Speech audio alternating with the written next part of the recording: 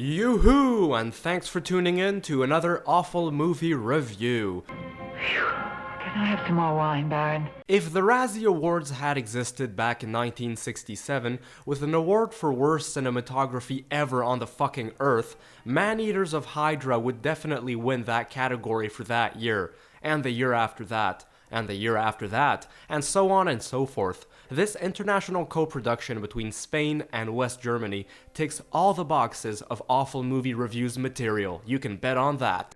A serious accusation, Mrs. Keller. But before I pull out my lawnmower to tear this cinematic turd to shitty-bitty pieces, if there's a bad movie you'd like me to review, leave me a comment down below. Don't forget to like this video, subscribe, hit that notification bell, and let me know your thoughts and feelings on Maneaters of Hydra. Don't worry. I'll stay here and get drunk all by myself. So this film follows a group of tourists who visit a remote island off the coast of somewhere. The island used to be inhabited, but not anymore. Everyone moved out except for a mysterious scientist who's obsessed with cultivating rare specimens of plants and creating new ones. Everybody has his own way of enjoying himself.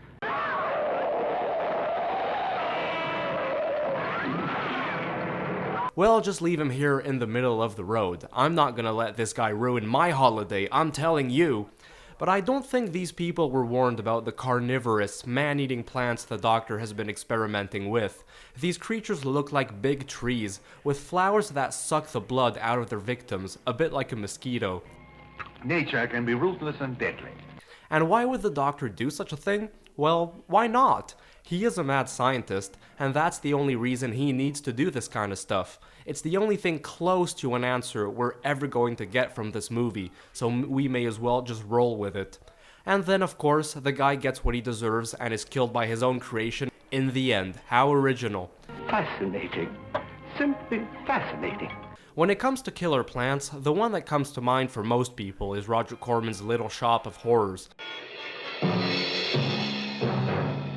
And while not a perfect movie at all, that low-budget horror comedy never took itself too seriously, whereas Maneaters of Hydra does to the fullest, and that's a real problem, because as serious and as scary as they try to make it look, it's anything but nerve-wracking.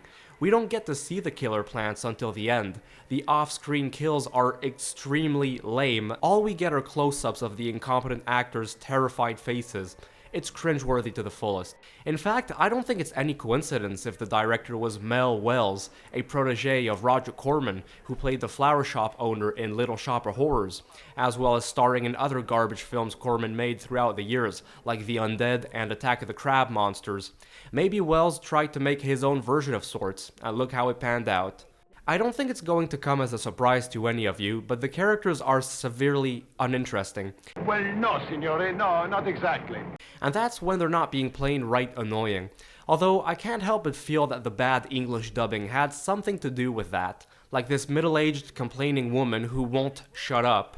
Or this couple of an older man and a young beautiful girl who won't stop bickering and sneering at each other. What's the point of even going on a holiday if they're just going to act this crappy with each other all the time? What makes you think you're so wonderful? I think Cameron Mitchell as the evil mad scientist just desperately needed some money, even if that meant sacrificing his ego and self-esteem to the awful movie devil. What do you mean? In fact, he was one of the only Anglophone actors of the whole cast. Now that the plot is out of the way, I've got to address the big, fat-ass elephant in the room. This is one of the most visually unappetizing films I've ever watched in my life. It's an insult to the senses of sight. The colors are all faded and washed up. It's like if the developer put the celluloid into the washing machine several times in a row, and then a cow took a big dump of fresh manure right on the specs. I'm afraid I'll have nightmares when I do fall asleep. I don't know what happened to this poor film, but every single version of it I've found on the internet looks like absolute hell on earth. It should be criminal to make a motion picture this ugly, this so poor in quality. I don't think I'm going to like this. I'm complaining about the visuals, but the sound mixing is something else which needs to be discussed in all seriousness. Sometimes the heavy jazz music is louder than the actors' lines themselves, and it's everywhere. The music plays during such random moments.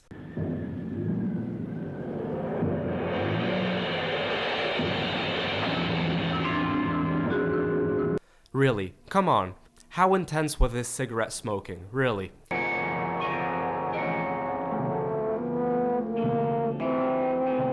Oh no, a statue! Yeah, on a final note, whether it's production-wise or it's story-wise, Maneater of Hydra is like a big house of cards, and as the runtime progresses, it slowly crumbles before your very eyes and gets worse and worse as the minutes go on. This is such a terrible film. I can't even begin to grapple with how bad it was. Well, I'm glad I got it over with. What an awful movie.